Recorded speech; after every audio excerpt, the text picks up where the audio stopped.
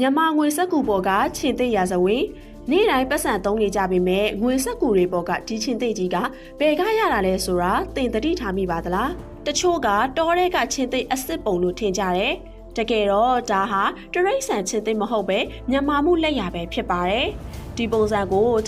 1958ခုနှစ်လောက်ကတည်းကငွေစက္ကူတွေမှာစတင်အသုံးပြုခဲ့တာပါ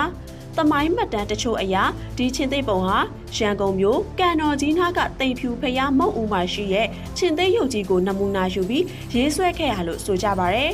မြန်မာနိုင်ငံတော်ဗဟိုဘဏ်ကတော့ချင်းသိဟာရဲရည်ချင်းနဲ့ကာကွယ်စောင့်ရှောက်ခြင်းရဲ့ပြရုပ်ဖြစ်လို့နိုင်ငံရဲ့စီးပွားရေးကိုစောင့်ရှောက်ဖို့ရည်ရွယ်ပြီးထည့်သွင်းခဲ့တာဖြစ်ပါတယ်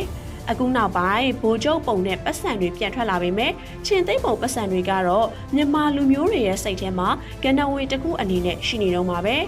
သိပတ်စံအိတ်ထဲမှာရောချင်းသိပါတဲ့ပတ်စံကြံသေးလားကောမန့်မှာပြပြပေးခဲ့ပါအောင်နော်အခုလိုဗဟုသုတရဖွယ်ရာအကြောင်းအရာတွေကိုအမြဲတင်ဆက်ပေးသွားမှာမို့လို့သိလို့ရ channel လေးကို follow လုပ်ပေးခဲ့ကြပါအောင်နော်အဆုံးထိကြည့်ပေးရတဲ့အတွက်ကျေးဇူးတင်ပါတယ်ရှင်